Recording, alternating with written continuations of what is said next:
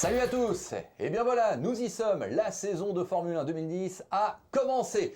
Et donc vous imaginez bien, qu'on était très impatients de vous retrouver aujourd'hui pour le débriefing F1. C'est pas le premier de la saison, Jean-Luc, mais c'est celui qui symbolise vraiment le départ de cette nouvelle année de F1. Oui, c'est vrai, LFB. C'est un grand plaisir. Là, ça y est, maintenant on est entré dans le vif du sujet. On va pouvoir avoir des conclusions basées, je dirais, sur des résultats. Donc voilà. C'est important. Donc le premier Grand Prix a eu lieu à Bahreïn. Vous nous avez posé pas mal de questions sur le forum de motorstv.com à la rubrique Monoplace. Je vous rappelle qu'évidemment, si vous ne le savez pas, qu'Alonso a gagné son premier Grand Prix chez Ferrari avec cette belle victoire devant Massa, donc doublé Ferrari. Hamilton monte sur le podium. Vettel, qui a mené 33 tours sur les 49, termine 4e. Et en fait, après, vous vous rendez compte que c'est bien les 4 grandes équipes, peut-être, qui placent tous leurs pilotes aux 8 premières places. On va certainement en reparler avec Rosberg, Michael Schumacher, Button Weber, Liuzzi et Barrichello complétant les pilotes dans les points. Ils sont 10 à partir de cette année à marquer des points. Tu le sais, Jean-Luc, et tout le monde le sait, je pense. Alors, beaucoup de questions. Aujourd'hui, l'émission sera peut-être un petit peu plus longue que d'habitude, mais enfin, c'est l'actualité qui le veut. Jean-Luc, ta première réaction, j'ai envie de te la poser sur Sébastien Vettel.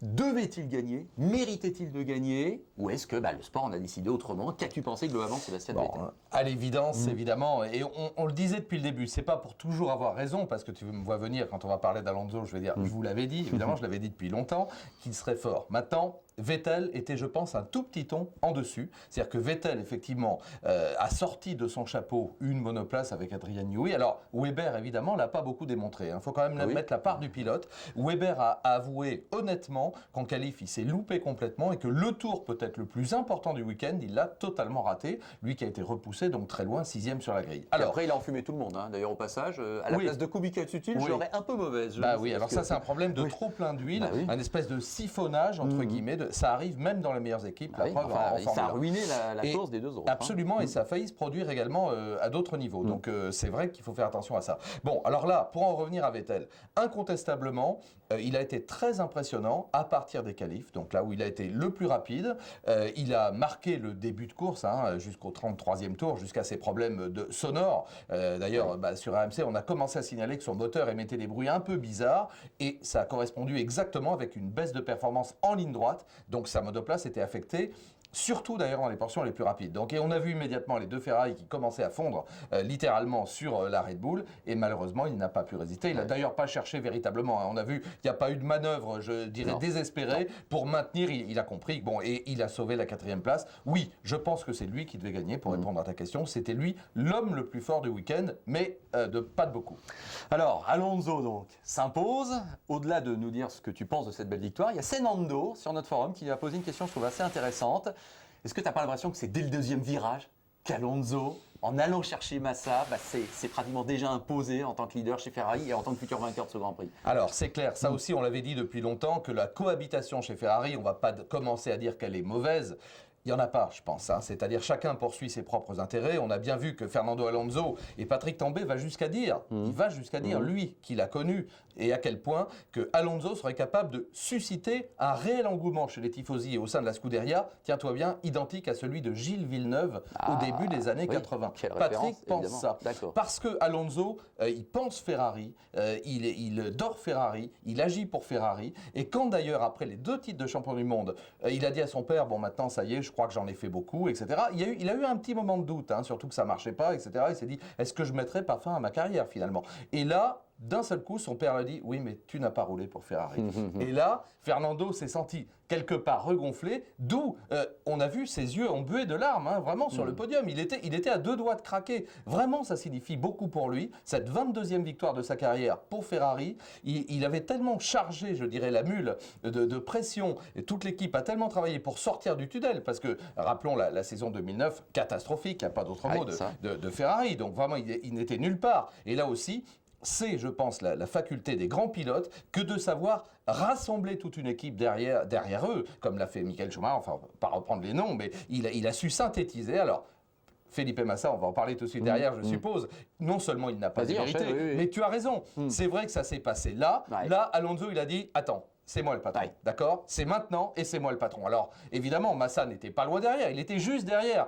mais il était derrière. Et donc là, le résultat corrobore ce fait. Alors maintenant, si on enchaîne sur Massa, je dirais formidable performance du jeune Brésilien, qui est un type absolument charmant, lui aussi ému aux larmes pratiquement, parce que retour de l'enfer, hein, il a failli perdre la vie voilà, quand même, on avait faut le presque rappeler. oublié dans le torrent d'actualité de la F1 que Massa faisait son retour officiel après son accident de la Hongrie du mois d'août dernier. Exactement, il aurait pu perdre la vie sur le coup, perdre un œil, à minima, il a été opéré du crâne, enfin c'est quand même très lourd ce qu'il a subi. Alors on sait, il a roulé en carte, etc., il s'est rassuré, mais rien ne vaut le vrai combat, rien ne vaut la vraie bataille. Là, cette fois, on sait que Massa est au niveau du... Alors peut-être, et là aussi, bien sûr, il va avoir à cœur de nous faire tous mentir en dominant Alonso lors du prochain Grand Prix en Australie, mais je veux dire, le challenge est engagé, à mon avis, pour le plus grand bien de la Scuderia Ferrari, et ça c'est génial, je crois qu'on peut s'attendre à des courses extraordinaires. Alors évidemment, beaucoup de questions sur Schumacher, Michael, qui donc faisait son retour après 3 ans d'absence. Renib, quel bilan tires-tu de ce premier Grand Prix de Schumacher Moi je dis tout à fait honorable. Là c'est pareil, c'est pas pour dire tout le monde est beau, il y en a 2-3 que je vais artiller juste derrière, mais là je pense que Schumacher il a fait le boulot. Bon, certes il a été dominé régulièrement en essai libre, en essai qualif et en course par son jeune équipier Nico Rosberg, et d'ailleurs c'est tout à l'honneur de Nico Rosberg, c'est-à-dire que ce jeune pilote-là, immanquablement, là aussi, allez, je me lance, c'est de la graine de vainqueur de Grand Prix. Ça, c'est sûr. Peut-être de champion du monde, on saura un petit peu plus tard. Donc, vraiment, c'est une belle référence. Et Schumacher était un poil déçu quand même. D'abord, après les qualifs, en se dirigeant vers la pesée, on a vu, il ne s'est pas trompé. Il avait le visage un peu, bon... Ok, c'est pour lui. Donc il avait lâché 2 à 3 dixièmes. Et en course, pareil, même si à un moment il s'est rapproché, il était derrière, il a essayé de le pousser à la faute, mais non. Rosberg était solide. C'est 17 ans d'écart entre les deux hommes. Ça pourrait être son père, pratiquement 41 ans pour Schumacher, 24 ans pour Nico Rosberg, qui est un type remarquablement charmant, intelligent. Bon, non, c'est un bon résultat d'ensemble. Maintenant, chez Mercedes, on n'y est pas encore. On est quand même, si on prend les résultats, on est à 40 secondes à l'arrivée. Ça fait beaucoup. Ça fait presque une seconde par tour. Va falloir bosser. Alors, Rémy, encore lui, Open Wheel, Wanig, Cooper S, voilà. Pour citer il y avait du monde. D'ailleurs, il y avait le F1 direct live c'est une nouveauté sur motortv.com. Vous pouvez désormais suivre le week-end complet de F1 en live, par écrit, vous savez, c'est réactualisé tout. Et réagir sur le forum, etc. Grâce à nos amis et partenaires de F1 Direct. De F1 Direct, tout à fait. Grande nouvelle, comme le WRC. Motors TV présent sur toutes les grandes disciplines du sport. On est bien d'accord. Alors avant de donner la parole à Denis Chevrier qui nous a envoyé sa petite contribution vidéo, ça va être là aussi des passages obligés pratiquement de chaque débriefing F1. Alors je voulais te citer donc tous nos internautes qui quand même estiment qu'il n'y a pas eu beaucoup de spectacles, en tout cas pas autant que peut-être on l'espérait. Est-ce que toi aussi tu as eu cette impression? Oui, ça c'est vrai. Je crois qu'on a été très prudent au sein des écuries, où on apprend des mal un certain nombre de problèmes, notamment, et je crois qu'on va en parler, les pneumatiques, la longévité ou la dégradation des pneumatiques, la consommation, qui était un autre aspect également important. Donc on a été un petit peu sur la défensive au sein de toutes les équipes. Alors évidemment, on a enlevé un élément stratégique qui est l'élément de stratégie de consommation et de ravitaillement. On sait bien, on attendait d'abord, on ne savait pas avant la saison dernière, et puis la saison dernière, on savait la charge en carburant. Donc on pouvait présupposer à quel moment on s'arrêtait. Maintenant, c'est vrai qu'il reste les ravitaillements en pneumatique, ou plutôt les changements de pneumatique, et on sait que ça prend très peu de temps, puisque ça prend de l'ordre de 3 secondes pour les équipes les plus rapides. Entre 4 et 5 hier, entre 4 et 5 moyens, mais bon, ça veut dire que la stratégie, malgré tout, on peut l'appliquer, puisque entre Hamilton et Rosberg, c'est là que ça s'est joué. Alors, je pense qu'il faut attendre encore un petit peu. Je pense que on pourra juger au bout de 3-4 Grands Prix malgré tout, mais c'est vrai qu'on a perdu un élément stratégique important, on va dire. Maintenant, procession, je pense qu'avec l'écart de points maintenant, puisque c'est une nouvelle distribution 18, très 15, important, je pense qu'on verra des belles bagarres. Le circuit s'y prête pas tellement, là, voilà. Bon. Allez, Denis Chevrier, donc vous savez qui il est, l'ancien responsable moteur chez Renault, l'ancien ingénieur un petit peu en chef à ce niveau-là. Il nous a rejoint l'an dernier, il intervient sur RMC aussi, c'est notre ami. Enfin bref, c'est la grande famille de la F1 sur motorstv.com. Et Denis, donc après chaque Grand Prix, nous enverra ses impressions. Donc là, pour le premier Grand Prix, il n'y avait pas d'autres questions à lui demander que Denis, qu'as-tu pensé de ce premier Grand Prix? On l'écoute tout de suite. Bonjour à toutes et à tous, enchanté de vous retrouver au début de cette saison 2010 et plus particulièrement pour vous parler donc de ce premier Grand Prix. Traditionnellement, un premier Grand Prix, on attend un verdict sur la performance des voitures. Il a été clair à Sakhir. Les Red Bull, les Ferrari étaient devant tous les autres. Et l'écart, 1 seconde entre Vettel pole position et Hamilton 4e. 1 seconde, c'est énorme en Formule 1. L'autre grosse question, c'était, il n'y a plus de ravitaillement en 2010. Est-ce que les écuries, les voitures qui sont rapides sur un tour, est-ce qu'elles vont être capables de l'être sur l'ensemble de la course? Eh bien, la course de Sakir a été édifiante. La réponse a été oui. Les leaders n'ont pas consommé plus de pneus que les autres. Il n'y a pas eu de chamboulement inattendu. Les plus rapides sont aussi les plus forts en course. À ce petit jeu-là, il y a des Ferrari qui ont été capables d'être performantes et fiables. La Red Bull de Vettel ne l'a pas été. Donc, ces deux écuries qui se présentent quand même en favorites du championnat. Dans ces favorites, il y en a peut-être encore une qui a pris un avantage extrêmement important hier à Sakir. Ce sont les Ferrari. Elles sont fiables, elles ont fait le doublé. On se rappelle l'année dernière des Brawn qui avaient écrasé le début de saison et qui avaient façonné leur titre pendant cette période-là. On se demande si les Ferrari ne sont pas partis pour faire la même chose. Tant, à mon avis, leur prestation a été impressionnante. Il n'y a que les Red Bull qui peuvent les embêter. Si leur duo de pilotes se révèle plus homogène qu'il ne l'a été à Sakir, parce que pour battre la paire Massa, Alonso, je pense qu'il faudra être très fort cette année. Voilà, il sera peut-être difficile, hein, comme le dit Denis, d'aller chercher Massa et Alonso. C'est vrai, équipe très performante, très homogène. Et qui se poussent tous les deux. Voilà. Tiens, un mot sur Button. Champion du monde en titre. Alors voilà, qui ça? Oh, t'es dur. Oh, je suis dur. Oui. Bon, alors, il termine, donc on le rappelle, 7ème, hein, c'est ça. Oui. Oui, Il a été un ton en dessous. Ouais. Jenson, là, on s'attendait, et là aussi, hein, on l'avait dit, à ce qu'il soit dominé par son équipier Hamilton. C'est fait. Pour ce premier Grand Prix, il n'a pas vu le jour. Hamilton a été devant tout le temps, et pas qu'un peu. Donc Button, il a fait ce qu'il a pu avec du bon matériel. Mais moi, je suis désolé, il va falloir hausser le ton. Là aussi, on est quand même champion du monde en titre. On a le numéro 1 sur le capot. Il faut faire mieux que ça. Donc là, on va dire très moyen. Voilà, Button-Weber, même combat par rapport à Vettel-Hamilton? Ah, complètement. Oui, mais avec une différence notable, c'est que Weber, lui, n'a pas été champion du monde, n'était pas en lutte pour le titre de champion du monde, est resté dans la même équipe, alors que, Hamilton a fait le pari d'aller chez McLaren. On savait que c'était un pari difficile. On savait qu'il venait affronter Hamilton avec les mêmes armes sur son terrain. Pour le moment, le pari n'est pas concluant. Je suis désolé. Hein. On peut toujours se poser la question de savoir ce qu'un autre pilote aurait fait de la McLaren à ce moment-là. Un autre très bon pilote, naturellement. Attention, hein, Jenson est un très bon pilote. Mais là, c'est pas assez pour un champion du monde en titre. Quand on a le numéro 1 sur le museau de sa monoplace, il doit y avoir une surmotivation et au moins d'aller chercher son équipier. Et là, c'était pas le cas. Hein. Si on passe en revue quelques pilotes, là, dis-nous vite fait ton impression. Kubica, dommage donc, mais... Ouais. C'est prometteur quand même. Oui, non bonne performance. On ne s'attendait pas forcément à ça de Renault. Hein. Le nouveau package aéro qui a été dévoilé donc effectivement à Bahreïn a produit son effet. Kubica a été performant. Bon, c'est dommage, il a tout perdu. Tu en parlais tout à l'heure avec ce panache de fumée. Ça pouvait être dangereux au milieu du paquet. Oui, mais moi je dis pas qu'il devait y avoir sanction. Je vais pas jusque là, mais.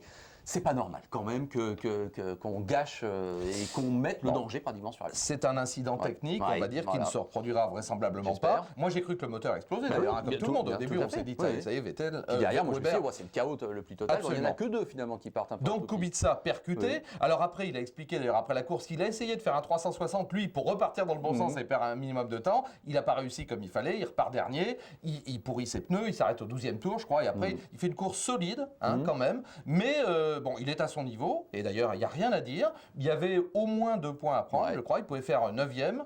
Devant, c'est toujours pareil. Hein. C'est un petit peu difficile, même si chez Renault, on dit peut-être la 7e place. Bon, moi, je veux voir. À plus tard. Et tu vas peut-être me parler de son équipier. Moi, je voulais te lancer de façon positive. J'ai trouvé que Petrov était bien et qu'il avait démontré de manière assez évidente une belle aptitude et de belles choses. Carton plein. Carton plein. Premier Grand Prix de Formule 1. Il se qualifie, tout à fait correctement. Attends, je dis pas de bêtises. Voilà, il est 17e. 17e, donc il rentre en Q2. Après, en début de course, à un moment, il est 11e. C'est remarquable. Il est solide. Bon, après, il y a ce problème de suspension où ça casse devant. Apparemment, un poussant de suspension avant droite, je me rappelle bien, a souffert. Bon, ok, c'est le métier qui rentre, mais début de course, super. Carton plein. C'est pas qu'un pilote payant, justement. Voilà. Et avant de parler des nouvelles équipes, un mot sur Force India. Sutil s'est quand même montré tout le long du week-end. Et c'est Liuzzi qui finalement capitalise avec 2 points marqués. Bien Force India. Et puis Barrichello, tiens, dis-nous aussi ce que t'en penses. Je crois que c'est le plus beau début de saison de Force India. C'est parfaitement clair. Et tu l'as dit, ils sont dans les points, c'est mérité. Pas forcément avec celui qui aurait dû y être. C'est dommage que la stratégie audacieuse de Sutil, qui s'est qualifié lui, on rappelle toujours que dans la Q3, on monte évidemment a priori les pneus les plus tendres, les plus performants de manière à faire le meilleur temps. Eh bien, lui a osé monter les pneus durs de manière à essayer de faire la différence. On n'a pas vu puisqu'il a été retardé dès le départ malheureusement et il est reparti parti dernier. Mais donc, on n'a pas vu si la stratégie était intéressante. On va peut-être parler encore une fois des bah, pneus un peu c'est plus la question tard. d'après. Mais donc, belle performance de Force India. Liuzzi, bien aussi. Beau combat. Non, c'est bien. Et Barrichello, hein, chez Williams. Barrichello, il est là aussi. Il n'y a rien à dire. Il arrache le point de la 10e place. Là aussi, le vieux, comme on dit à chaque fois, non, il est toujours là. Le vieux lion brésilien peut encore rugir dans la savane. Ça te va comme image? Oui, elle est pas mal. Alors, Rechef, au final, valait-il mieux partir en tendre ou en dur? Et au-delà de ça, ces pneus, qu'est-ce que tu en as pensé? Moi, j'ai l'impression que les pneus durs auraient tenu tout le Grand Prix s'il avait fallu avoir que des pneus durs, que les pneus tendres auraient pu tenir la moitié du Grand Prix. Donc, je vois pas en quoi une dégradation supposée, finalement, aurait pu jouer un rôle. Hein. Ça s'est complètement neutralisé à ce niveau-là. Complètement d'accord avec ça, complètement d'accord avec toi. Il n'y a pas assez de différence entre les deux types de pneus. Et je crains qu'en Australie ce soit pire, puisque si mon souvenir est exact, il y aura encore moins de différence de caractéristiques. Là, on avait les moyens et les super soft. Super soft, donc, à Bahreïn, alors qu'il fait chaud. Et ça a tenu merveilleusement bien. Avec la voiture pleine. Oui, il y a un vrai problème. Et là, on aura normalement les moyens et les softs en Australie, avec une température sûrement élevée. Donc, encore moins de différence. Il y a un vrai problème chez Bridgestone, là, c'est que réellement, il faut qu'il y ait plus de différence. On amène, je crois, on apporte 2000 pneus sur chacun des Grands Prix, mais il faut que ça ressemble à quelque chose, qui est, je sais pas moi, 1,5 seconde ou 2 secondes d'écart de performance, au moins, autour entre les tendres et les durs, et qui est une dégradation, parce que là, comme tu le dis très justement, on se dit, mais il s'arrête pas. Et donc, finalement, ils ont fini par s'arrêter, ça dépend, 17, 18e tour, un peu plus tard, mais on se dit qu'ils auraient peut-être pu aller plus loin, et que les stratégies, alors, pour le coup, elles vont peut-être varier énormément en fonction, malgré tout, des circuits qui dégradent beaucoup l'équilibre de la monoplace, des pneumatiques, du pilotage de certains. Peut-être qu'on peut avoir, enfin moi tu sais je suis optimiste toujours, hein, on peut avoir des écarts plus importants et un choix de stratégie plus ouvert. Là on était, je le répète, très conservateur au sein des stratèges et des écuries. On se disait, on ne sait pas trop ce qui va arriver, il vaut mieux être prudent. De même en matière de conso d'ailleurs. Bon, en tout cas, moi je dis à revoir peut-être, hein, parce que je crois même que du côté des équipes, certains ont dit, oula, faut peut-être pas que ça continue comme ça pendant 18 autres Grands Prix. Il va peut-être falloir améliorer le show, comme on dit. Schumacher l'a dit, hein, il s'est fait plaisir, mais il s'est un peu ennuyé. Voilà, tout à fait. Alors, un dernier mot sur ces nouvelles équipes. Alors, on va commencer par HRT, puisqu'il y a 2 questions, de Titeuf et de GG. Alors, Bruno Senna, qu'en as-tu pensé? On sait qu'on a un petit coup de cœur évidemment pour lui. Chandoc, on pose la question, là c'est dur, devait-il être au départ? Mais c'est vrai que je me souviens de tout ce qu'on a dit sur Alguersuari l'an dernier. Chandoc, c'est pire. Je sais pas pour le charger lui, mais enfin il a quasiment pas roulé pendant 2 jours et il prend le départ du Grand Prix. Au bout de 2 tours, c'est fini. C'est vrai que c'est limite. Hein. On va dire que logiquement, il a bénéficié d'une bienveillance des autorités de la FIA et c'est peu de le dire. Alors, ça n'a rien à voir avec lui, hein, le pauvre pilote indien, il n'y est pour rien. Mais une équipe qui ne roule pas en essai privé au préalable, qui ne roule pas le vendredi du tout, qui fait quelques tours, mais vraiment rien le samedi, et qui prend le départ du Grand Prix, c'est vraiment de la folie furieuse. C'est le jeter au milieu de la meute. Et là, on sait qu'il va être dévoré rapidement. Et je crois que c'est lui qui fait une faute d'ailleurs. Il sort au 2e tour. Bon, on ne peut pas l'en vouloir. Non, c'est un coup pour rien. Mais là, il va falloir aligner les kilomètres en Australie à tous les niveaux, puisque les essais privés sont interdits. Alors, jugement évidemment différent pour Bruno Senna. Bruno, il a un tout petit peu plus roulé, mais tellement peu, le pauvre. Alors, le paradoxe, c'est qu'en course, les 19 tours, mon souvenir est exact, qu'il a effectué, il revient à 8 secondes des plus rapides à ce moment-là. Donc finalement, il réduit l'écart. Il était à plus de 10. Donc ça veut dire que s'il roule un peu, il va revenir à 5-6. Et là, il n'y aura pas grand-chose à dire. Son talent n'est pas en cause. Moi, voir un Senna, à nouveau, je l'ai déjà dit longtemps, sur une grille de départ, c'est beaucoup d'émotions, surtout qu'il y a une similitude de casque, de comportement. C'est le neveu d'Ayrton. Bon, il faut avoir les yeux de Chimène pour lui. Et l'équipe, elle débute. Bon, il faut regarder un petit peu ailleurs pour le moment. Il faut les laisser bosser, à mon avis, 3, 4, 5 Grands Prix. Voilà. Bon, en tout cas, avant même le 20e tour, il n'y avait plus, si je ne m'abuse, de Virgin, il n'y avait plus de HRT. Il est resté les 2 Lotus, qui au moins ont rallié l'arrivée. Ont été au bout. Donc j'imagine qu'elles sont contentes. C'est ce qu'ils disent. Bon, alors là, on fait un peu de triomphalisme aussi. C'est une première victoire, on a les 2 voitures à l'arrivée. Bon, c'est vachement bien, je suis d'accord. Mais avec le métier de tous les personnages qui composent l'équipe, de Mike Gascoigne. Alors c'est vrai qu'elle a été montée rapidement au dernier moment. C'est vrai qu'il y avait des inconnus. Mais bon, j'allais dire, il y a un prestige aussi de la marque, du nom, il y avait un certain respect. Bon, ils sont loin en performance encore. Là aussi, il faut leur laisser le temps de travailler. Je crois qu'on a raccroché ces 3 équipes un petit peu par les bretelles. Là, bon, il va falloir aller un petit peu plus vite quand même. Voilà. Bon, allez, on va s'arrêter là, mais c'est vrai qu'il y avait beaucoup de choses à dire. Je crois que c'est une de nos émissions les plus longues, mais l'actualité le commandait. Donc, on se retrouve la semaine prochaine, car on se retrouve toutes les semaines. Mais le prochain Grand Prix, tu l'as dit, c'est dans 15 jours en Australie. Mais enfin, voilà, cette saison 2010, elle est partie. On va encore en avoir bien des choses à dire. Salut Jean-Luc. Salut LFB, merci donc, à tous d'être aussi nombreux sur le forum et de nous suivre sur la F1 également sur Motors TV. Allez, à la semaine prochaine, salut. Ciao.